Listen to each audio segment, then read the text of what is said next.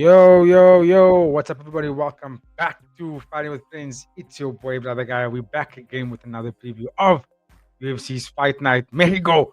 It is Brandon Moreno taking on Lone'er Kavanagh, which will be live this Sunday, the 1st of March at 3 a.m. South African time. Paramount Plus, as always, you guys know where it's going to be. We'll be live or watch along on YouTube for this fight card. Just to give back to the community, right? Last week, we had a bit of a shitty one, as you guys know. So we didn't do a full weekend of live watch-alongs. So we thought, you know what, let's give back to the community. So this week we're going to be doing a live for Friday Fights One Championship, as well as this particular fight card I'm talking about today, UFC Fight Night Moreno versus Kavanagh. I think the arena is called CDMX Mexico. So typical is where they go every time they have a Mexican card. And I'm not going to lie, the card is not the most stacked. Even the main card, I was like, okay, there's a couple of fights in this main card that I feel, I don't know, maybe it's like prelim worthy rather than main card worthy. But okay, there are some fights that's worthy to talk about, and I would say worthy of getting up. I'm a big fan of Brandon Moreno, so I'm definitely gonna get up to watch Brandon Moreno at 3 a.m. So yeah, before I do that, guys, just please like, share, and subscribe to the channel. Let's keep the algorithm boosting. Every little click that you guys do provide does help the channel grow exponentially. And like I said, I've been saying over last year and this year, one of the things I really want to get into is expand the community and create a channel or create a program on our channel where the audiences like yourselves can come onto the platform and we can have a banter. I'm not sure if you guys saw last week, but I know that the video did fantastically well. We had ESR, which is a member of the community, come onto our channel last week and helped us do a preview for Friday Fights, which is really amazing. So big thank you to him. And there's a big chance we're probably going to do it again this week with ESR, so keep a lookout for that. But that's really what we want to do, is get the buzz going with the community, and so we can start chatting to each other more regularly online on a service like this. But okay, enough of me waffling around on some nonsense. Let's talk about this fight card. Bring it up on screen right now. Right, there we go. So, like I said, Moreno versus Kavanagh. I don't want to use the term how the mighty have fallen for Brandon Moreno, because he's ranked number 6. He only lost one fight in his last 3. And I think the reason why he's ranked number 6 is I think because the division, the landscape of that top 5, the top 6, top 7 of that division right now is that literally one win for either guy will push them up to a title contention. That's like that close. Like either guy in the top 6 can fight for a title if they get one win under their belt. You know what I mean? Because it's that tight. So I don't want to let the numbers fool me. We put it that way. For Lone'er Kavanagh, this is a massive opportunity for him. Arguably non-deserving in my opinion, but he's got the opportunity now, and I'm pretty sure he's probably realizing, listen, the winner over Brandon Moreno will definitely do wonders for his notoriety. It'll definitely push him up the rankings massively. Like he'll jump so high over a lot of the guys that I think will beat him quite easily, and he'll just skip past all of them if he beats someone like Moreno. But okay, let's go through some numbers of this fight, and then we'll talk about some X's and O's about this main event. So Brandon Moreno, as we know, is the former flyweight champion. He's currently 31 years old. Thought he was a bit older than that. He's 31 years old, ranked number 6 in the flyweight division. His record stands at 23 wins, 8 losses, 2. I don't know if it's 1 draw and 1 no contest. I think it's 1 draw and 1 no contest. 5 wins by KO, 11 wins by sub, 8 first-round finishes, and he lost to Tatsuo Taira, my boy. I think he's probably going to be a champion soon. That was a second-round TKO, I think, if I remember correctly. I think it was either TKO or KO, but it was... Taira looked really good in that fight. Like, he made Moreno look small. And I think Tatsuo Taira is of the bigger flyweights. He's quite a filled-out dude in the division. That was his last fight. Lone'er Kavanagh, on the other hand, he's 26 years old. His record is 9 wins, 1 loss, no contest.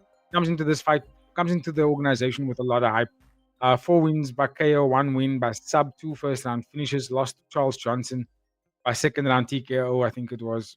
No. I think that wasn't a TKO, right? That was he lost decision.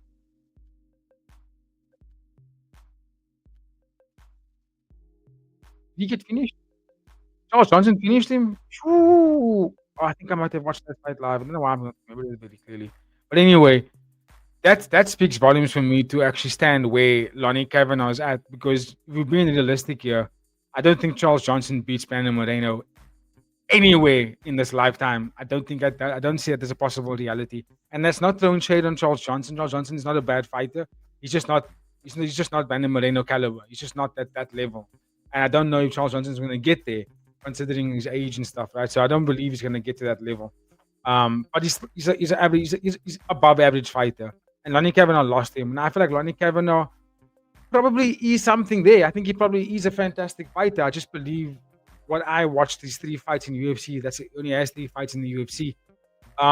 It's underwhelming performances. Realistically, he has underwhelming performances. 2 wins that were very questionable wins, and then he had a loss against Charles Johnson. So it's like, is he actually that good? But then I think to myself, okay, he's 26 years old. Maybe there's a lot of pressure. Maybe there's a lot of hype that he has to now sort of adhere to this image that's been created for him. You know, maybe leaving the UK scene, coming to the UFC. It's like coming in with all this backing power from the UK hopeful. So I'm pretty sure it's like that adds so much pressure to it. Probably why he underperformed in those 2 fights, even though he still won. So maybe if he shakes those cobwebs off a little bit more and goes on a run, he might get to chance to produce what he actually is all about, right? I'm still yet to find out what he's all about. And I think the fight against Moreno is the opportunity to prove what he's all about. Do I think he's going to win? Probably not, right? But who knows? It's a fucking fight at the end of the day. And this is an opportunity for the young man. So he might he might take this as a chance of like, you know what? What have I got to lose here? Everyone's expecting me to lose this fight anyway. I'm probably the biggest underdog on the fight card. At this moment of recording, I don't know what the odds are, but he's probably the biggest underdog on this fight card. So I'm pretty sure he's probably thinking, listen, I got nothing to lose here. Let me go out there and fight as if it's a chance for me to showcase my skills. So he might try things that he's never tried in the other 2 fights, 3 fights that he had prior, because maybe he was a bit stiff in those other fights and he wanted to really get the win rather than going out there and letting the shoulders relax, let the heart rate calm down and actually perform. And I think in this fight, he might come out like that because it's like, I'm fighting the guy that's supposed to beat me. You know what I mean? So it's like, I can go out there and kind of try shit that I'm not really going to try, or I can be a little bit more relaxed and treat this like a fun fight. And if I go out there getting knocked out or I lose, then I lose, but I was supposed to lose anyway. But if I fight relaxed and I end up having a very good performance against the former champion, then guess what? I've arrived, guys. You know what I'm saying? So it's like, essentially, it's a win-win for Kavanagh, this fight. It's pretty much a win-win. And honestly, I think Moreno could have gotten better opponents than this. But if you think about like the rankings in the flyweight division, I can also understand why. You know, Pantoja's he's probably gonna get Joshua Van within this year again. Manal Cup's probably gonna get Tatsuo Taira.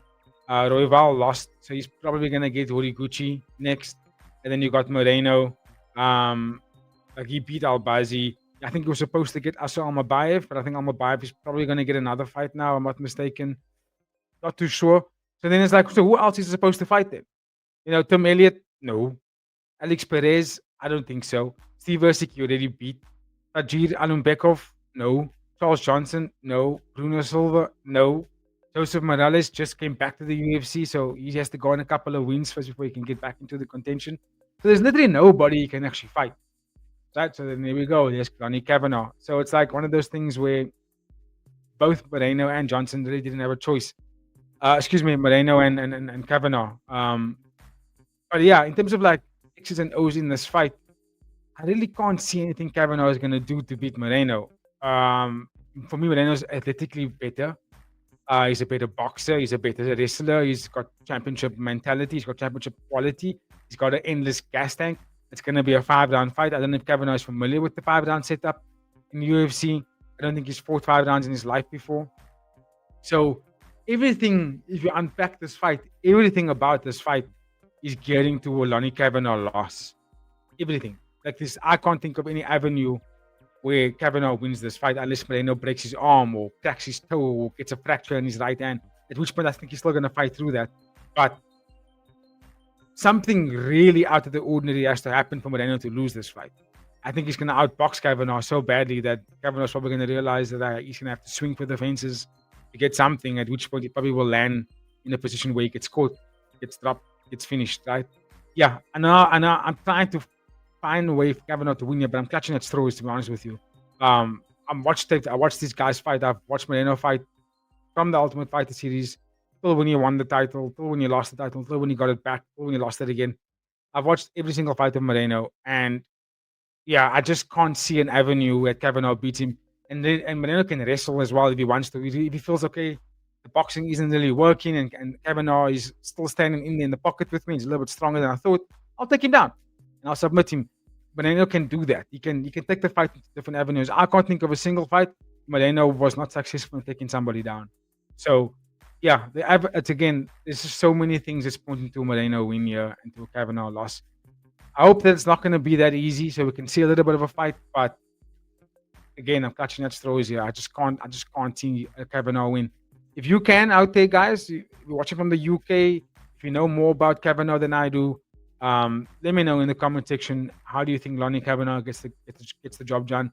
Better yet, is there a chance for Kavanagh to win, and what is that chance? Let me know in the comment section, please, because the more I spend time on this particular fight, I just can't see a Kavanagh win. No shade on him though. You know what I mean? He's a young man. He's 26. I think over time he can become something phenomenal. But right this instance, I can't see it. And if you look at the landscape of the flyweight division, I can't see a name on that division that he can beat. I just can't. Not right now, at least. But maybe he fights this fight, like I said earlier. He fights this fight with no pressure on his shoulders, nothing to prove really, and or at least nothing to lose. Then he shows up and puts on a banger. You know what I mean? It could be one of those kind of fights. But like those are slim pickings. We don't really get to see those, right? So normally when someone's outright favorite, they're the favorite. Like they're gonna win that fight. You know, it's not like football or soccer or however you want to call it. It's not like there's million different variables that can change the outcome, and then you can see the favorite team still lose the match. In fighting, it's not necessarily the same. Underdog can really win a fight. But yeah, I just can't see it in this one. Give me your thoughts, guys. Let's keep it moving. All right, co-main event, we have Marlon Chito Vera taking on David Martinez. I don't know, hey. I don't know. This could be a tricky fight for Chito Vera. So Marlon Chito Vera is 33 years old. He's ranked number 9 in the bantamweight division. Another how the mighty has fallen situation. His record is 23 wins, 11 losses, 1 no contest. He's got 8 wins by KO, 10 wins by sub, 8 first round finishes, 3 fight losing streak. He lost to Ayman Sahabi by split decision in his last fight. David Martinez, on the other hand, is 27 years old, ranked number 10 in the bantamweight division. His record is 13 wins, 1 loss, 0 contest, 9 fight win streak, 10 wins by KO, 6 first round finishes, and he beat Rob Font by unanimous decision in his last fight. And that was a big fight for him because I feel like David Martinez knew that the beating the Rob Font then moves him to the next phase of your career. Because Rob Font at the time when he fought him was considered to be the guy that you need to beat Rob Font for you to be considered a top level bantamweight. Like then we can say, okay, now you're gonna enter the fray of the top 10, right? But you have to beat Rob Font first to get there. The gatekeeper, if you must. Like, you know, Rob Font was that guy. In my opinion, he was that guy. And he beat him, right? And even the fights I've watched Martinez before that, the dude is good. The dude is really good. He fights with this. He's got a very good brain on him. He's got a good understanding how to manage himself in the 3-round fight. So this is not a 5-round fight. This is a 3-round fight as well. But I like what I see. I see a fighter that knows how to box, knows how to be boxing defensively sound, can wrestle if he needs to. He's like, all right, we'll go to the ground. I have no problem going to the ground. He's powerful, he's explosive, he's young. But I think his best attribute is his composure in the ring, or in the octagon, sorry. His composure in the octagon. Some fighters can get a little bit too frantic in there, and then they give up performances. Maybe they have a very strong push for the first round because of the opportunity, and then there's adrenaline dump, and then round 2, they can't get it back, and they end up losing the fight, right? So, and that I'm saying this because it is Marlon Vera, right? I know Chito Vera starts slow. We know that he's a guy, he's a 5-round fighter. He gives up the first 2 rounds almost purposefully, catch you round 3, round 4, round 5, and he starts putting the pace on you, right? But he's on a 3-fight losing streak, right? He has lost to Davidson Figueiredo, by the way, right? Who is a good bantamweight, but he's a better flyweight than he is a bantamweight, right? And Chito Vera loses his fights because of that nature of not fighting in the first 2 rounds. Like, he just doesn't do anything. He walks you down for 10 minutes of the first 2 rounds just to pop out the jab every like 45 seconds. Boom, jab.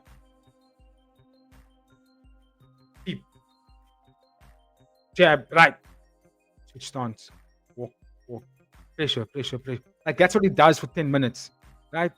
And he's down on the information, I get that. But in 10 minutes time, you can get a finish, bro. Like you can take the fight into an avenue within 10 minutes where your opponent can never come back from it. And that's what happens to him. Right? Because he gives up that first 2 rounds, opponents stitch the gap so far on the scorecards that they didn't have to do anything in the third round, especially in the 3 round fight. They didn't have to risk anything in the third round because it's like I'll beat you up for 2 rounds already.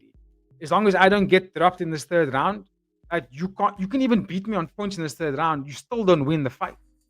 And that's what I noticed in these last 3 fights for Chito Vera. It was like fighters, they run away from him in terms of scorecards so early that they don't have to give up any information or give up any sort of danger in the later rounds. And they just, from here, it's like, I can cakewalk this now. He's not going to be able to do anything for me. He's not a high volume guy. He's not going to be a high pressure guy, like in terms of pace.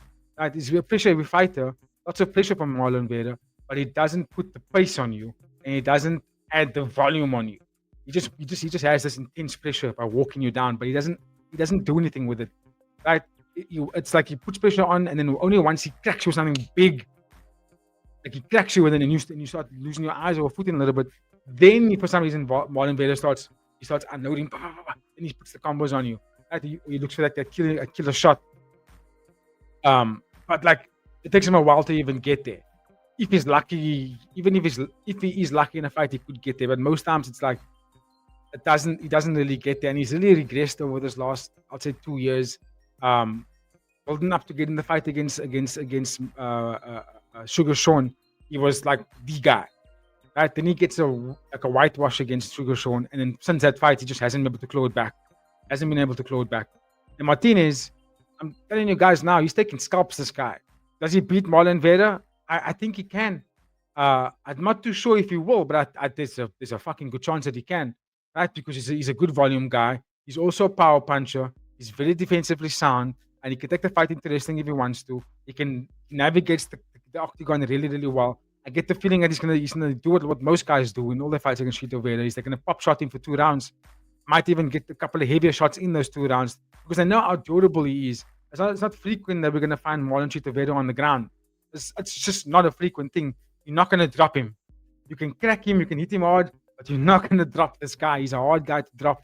I think Martinez probably knows that. So that's probably why a lot of fighters go in and they say, listen, if we can pop shot him for 2 rounds and stay out of the way of danger, footwork, lots of pop shots, he's going to be down on the cards anyway. Right? So that's probably the game plan to beat him. But if you stay in the pocket and you want to hit him hard, right, just be in mind that now you're making the fight 50-50 if you do so. You're giving Marlon Chito Vera the chance to knock you out if you're going to fight a fight like that against him. So I do believe that Martinez is going to have to fight the way he does normally. Use a speedy 1-2s, hit the body, lots of footwork, cutting angles, maybe even faking some shots to buy the clock down, put him up against the cage, make him defend the wrestling, get out of that range again and reset the program. If he can do that for 3 rounds, I think he wins this fight without a shadow of a doubt. But if he makes it a bit of a boxing situation, I give Marlon Vera a very good shot in this fight. But that's only if it's in boxing range, which I'm doubtful. I'm doubtful that that's going to stay there. But again, guys, if you've got a different opinion on this fight, please let me know in the comment section. I'd love to hear what you guys think. I'm leaning towards Martinez. Vera's on a 3-fight slide. It takes too long to get going. I don't know if he can start fast. The fight against Ayman Zahabi was amazing, but he should be beating Zahabi. He should be beating him, and he didn't. That was a close fight, but it shouldn't be that kind of fight. He should be smoking him, but he didn't smoke him. And Zahabi did a fantastic job at utilizing different things. He didn't only box with him. He realized I can't just stand and bang with this guy. He's gonna knock me out. So what Zahabi did fantastic in that fight was pop shot, move, take him down, get back up if he gets back up, land some shots on the bottom, get it back up to feet, move around, pop shot again, let him commit to something and then shoot on him again. He utilized the game of MMA to beat him. And I think Martinez is probably going to end up doing the same thing here to beat Marlon Vera. That being said, Marlon Chito Vera is up against the wall. I don't think he can afford to go on a 4-fight losing streak. So normally that usually brings out the fire of a fighter. This could bring out the old Vera, and he ends up walking Martinez down and punching a hole through his face. and sit in the stage light. It could be one of those as well. But in a fight card that's in Mexico, I'm probably gonna go with the Mexican here. So I'm gonna go David Martinez. I think he's got a shout in this fight, but I still haven't put any parlay together for this fight card. That's just the early in the week shout. I'm obviously gonna revisit all of this again and then do our parlay on Thursday and then give you guys a proper pick. But at first glance, I can see this fight being a very, very tricky matchup for Marlon Chito Vera. You know what the comment section is. Let me know, guys. Let's move.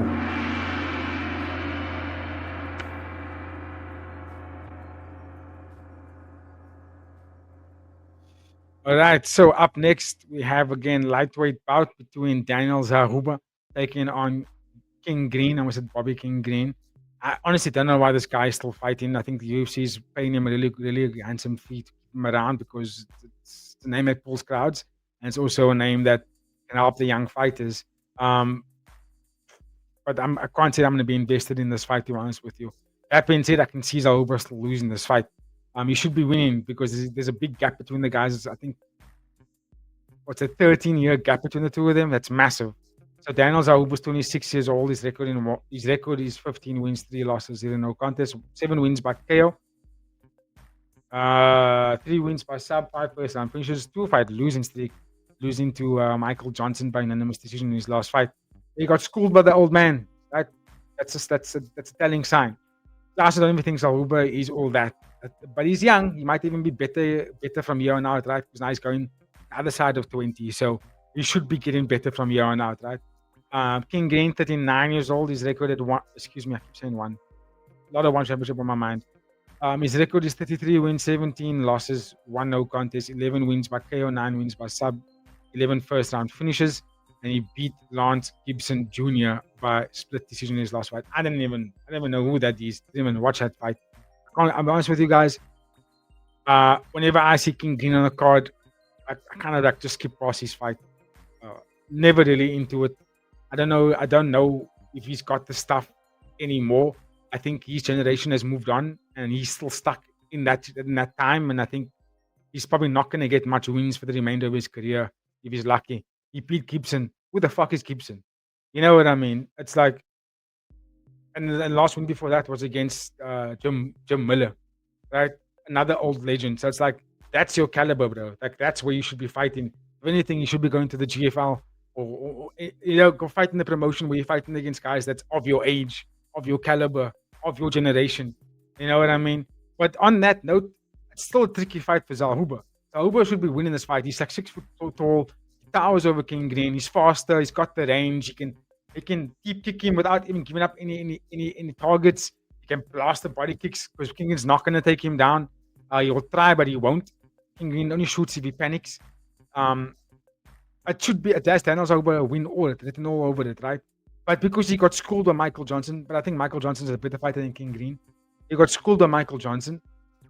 And for me, that actually made me pull back on my hype around Zahuba. Like, I like Zahuba. I think he's a fun guy. He's a smart young man. He's got a good, vibrant heart. He fights really well. He's got fantastic boxing. He's a go kind of guy. But I do see a little bit of inexperience in him. He doesn't have that in-fight adjustment. It's like, okay, I'm getting outboxed here. How do I deal with this? What do I do next? And then he goes out there and he doesn't do anything about it, and he keeps getting tagged, right? Johnson was outboxing him every time, and he didn't once think of knees up the middle, keeps him from out at range, lost some body kicks or face kicks, not really aiming to knock him out, but to occupy his defense the whole time, getting him to commit to something, and you get the angle, elbow. None of this shit was happening. Shoot for takedowns, lock up some legs, change the avenue of the fight because you're getting outboxed. He didn't do that. He just stays in the pocket and tries to get it back. And I feel like you don't have to prove anything to your fans to do that. Like, we know you're a good fighter already. Go get the win. Go on a win streak. Evolve. You know what I mean? Be the next generation of this division. Hear what I'm saying? And he didn't do it. And he didn't do it against Michael Johnson. I felt like the opportunity was there to do that, and he didn't do it. Now, in this fight, it's the same thing. You're fighting the old generation guy. You should be beating him. Right? He does have more experience than you, but King Green isn't a kind of fighter that he's gonna at the moment, he's not gonna stay in there with you all 3 rounds. He's gonna get slower.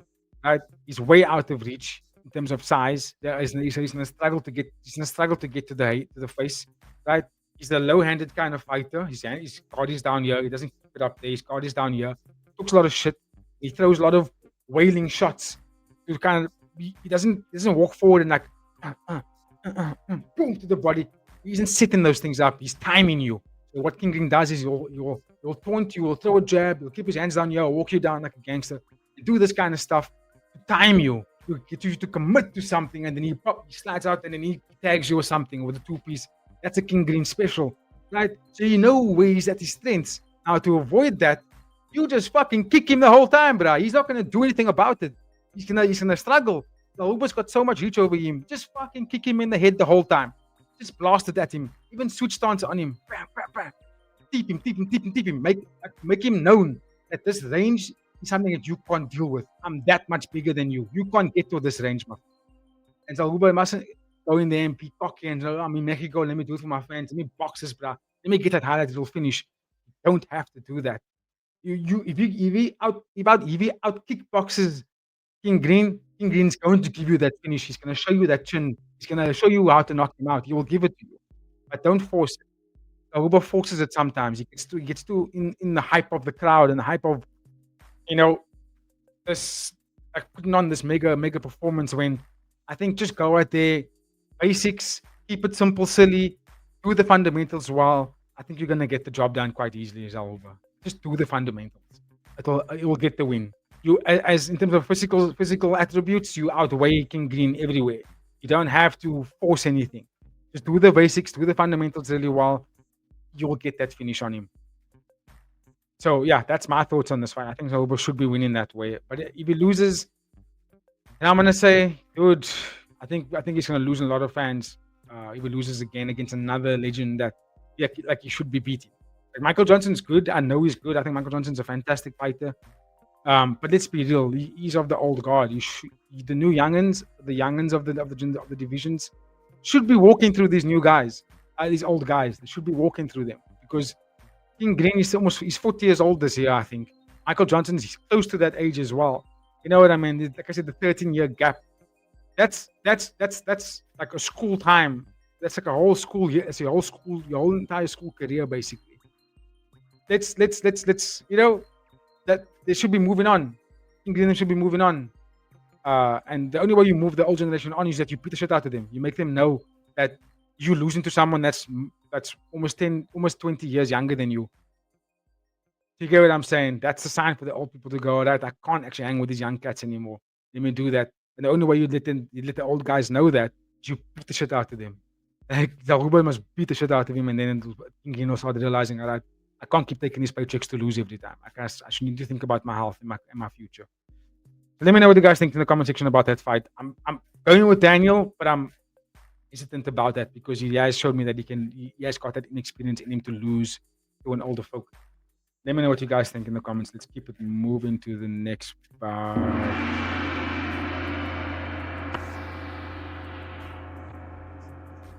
Okay, so from here on out, I'm kind of going to speed run it because this is where the card starts to lose me. So we have this next bout. It is a flyweight bout between Edgar Chavez taking on Felipe Bunes. I think it's Brazil versus Mexico. Yeah, Brazil versus Mexico. Mexico versus Brazil.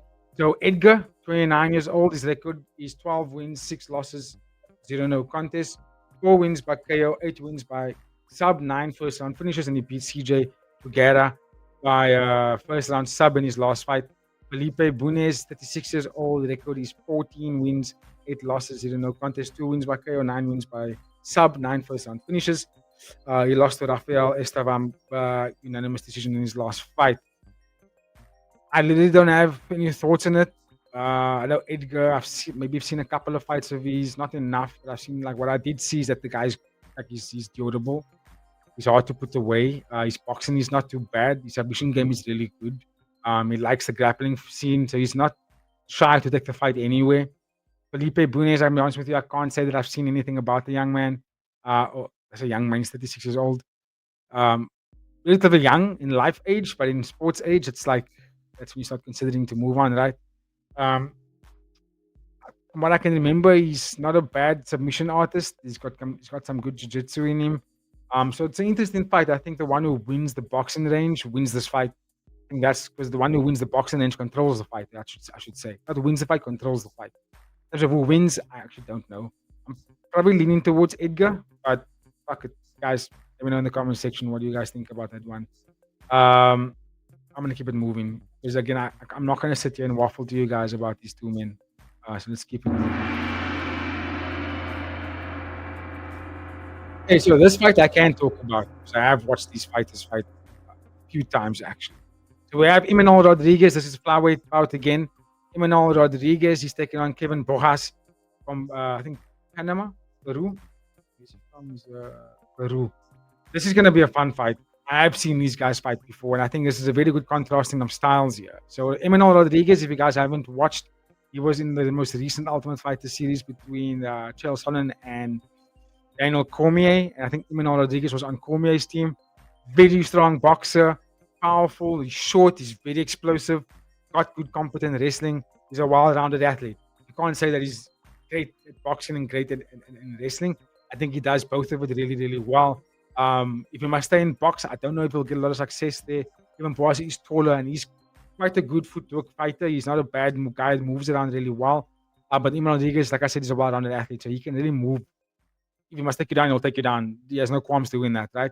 Kevin Bojas is 27 years old. Record is 10 wins, 4 losses, 0 contest, 8 wins by KO, 5 first round finishes.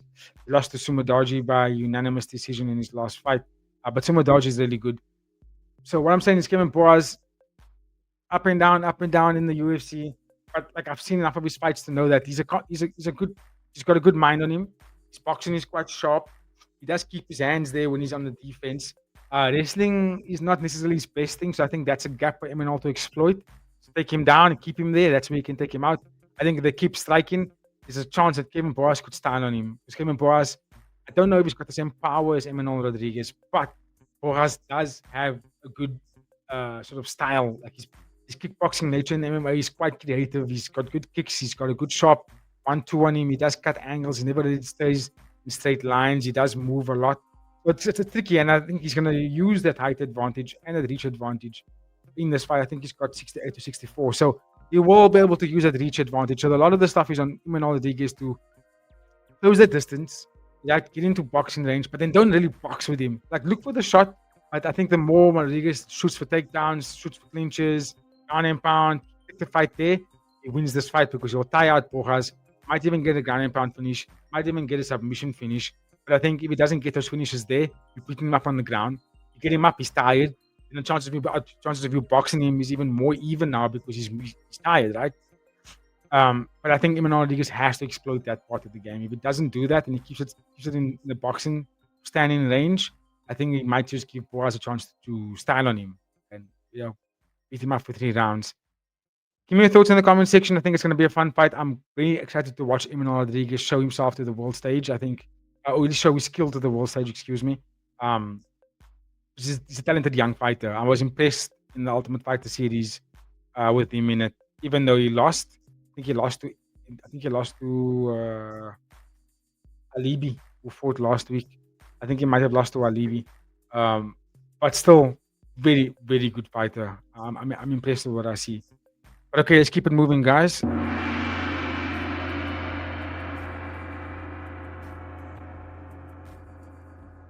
So you'll notice I skipped a little bit of the other fights that's up on the main card. I'm not going to talk about them.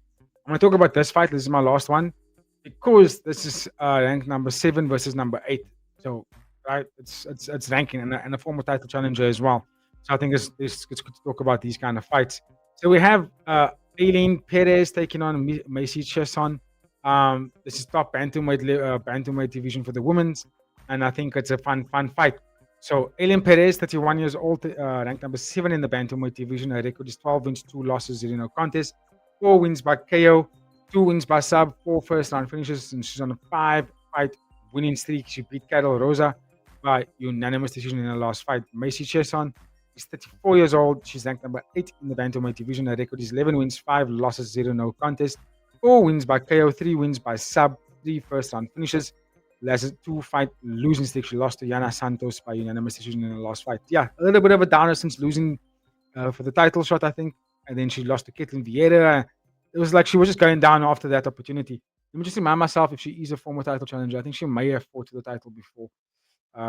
You guys can see with me, Mayra Bueno Silva, um, Penny Kianzad, Elena Aldana. So she hasn't fought. So she beat Noma Dumont. That's a big win. Yeah, there we go. She lost to Pennington. That's it. That's the what I'm referring to. And then she went. She beat Dumont. She beat Aldana. She beat Penny Kianzad. Beats Mayra Bueno Silva, and then goes on a two-fight losing streak against arguably the top of the division, right? Yana Santos and Kitten Vieira is in the top 5. So yeah, you're losing against the best of the best. If you think about it that way, she only really lost against the best. And I like Macy. I watched her in the Ultimate Fighter series. She is a good fighter when she's believing in herself. I notice Macy when Macy starts doubting, then Macy starts giving up positions and starts fighting a little bit stiff. And that's how she fought against Yana Santos. I thought she should have done a better job against Santos, considering that Santos was gonna strike with her. Macy did a very bad job in that fight. Um, Here's an opportunity for her to actually beat someone that's not going to strike as much, right? It is a bit of a well-rounded fighter, loves the ground game. But I think she's going to be not necessarily undersized. Macy's going to be much bigger than her. So I expect Macy to be slightly stronger and actually fight this fight with more confidence. Use the Thai elbows. Use those long range strikes that she does have, the teeps, the high kicks, the body shots. Work and fight more comfortably. Bully her.